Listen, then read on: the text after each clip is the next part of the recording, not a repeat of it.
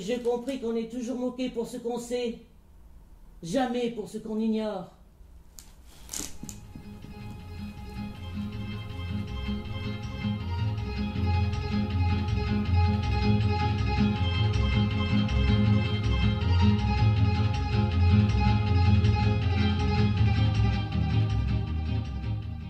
Tu as toujours eu peur de boire? Il n'y a que les alcooliques pour trembler comme tu le fais devant un malheureux verre de vin. Je vois mon père et sa femme s'avancer lentement vers moi, les bras chargés de feuillets blancs, sur lesquels sont minutieusement décrits chacun des instants de leur vie commune.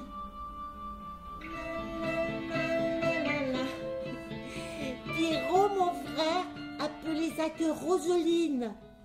Une fois, il l'avait ornée d'un dessin maladroit au stylo bille, deux grands yeux écarquillés et une bouche qui riait. Quand il tirait dessus, Roseline bien sûr pleurait. Ma sœur et moi voulions tout le temps qu'il nous la montre. Alors quand nous étions seuls, il la sortait et la faisait parler. Elle répète au voisinage que rien de ce que je dis ni aucun des hommes dont je parle n'a jamais existé. Comment Pierrot fut informé de mon aventure et par qui? Je l'ignore encore. Mais il me corrigea si fort que j'en eus mal toute une semaine.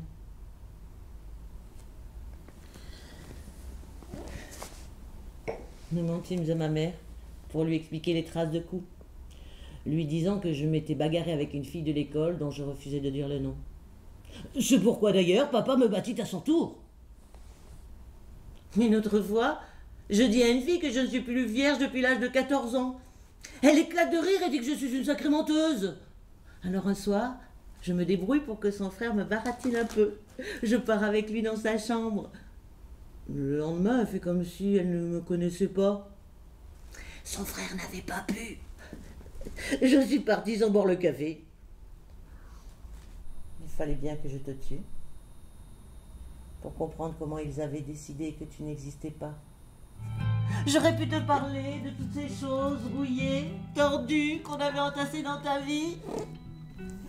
Mais cette fois, le silence, je te l'impose moi. Et c'est le beau silence des gisants de cathédrale, la supplication muette d'un ex-voto, avec un peu de sang qui perle sous la dalle. Cependant, la douche, c'est le premier choc, me fit chaud dans le ventre, et me donna envie de caresses. Et pourquoi ne pas le dire? De toi me les donnant.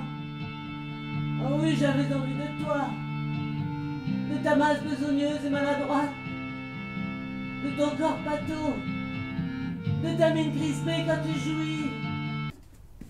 Tu seras bientôt là. Je regarde ma main et je vois le couteau qui s'agite. Je regarde ma main et je vois qu'elle tremble. Alors le couteau cesse de bouger et je pense qu'il a dû se calmer. Maintenant j'avais une piste. Il fallait donc que je te poignarde. Et c'est aussi comme ça que tu dois accepter ta mort.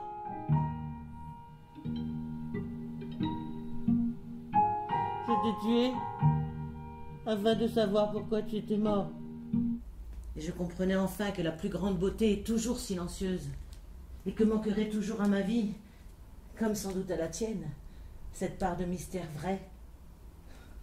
En cela, te tuer constituait une sorte d'office par lequel, timoulant, j'obtenais à jamais silence et beauté.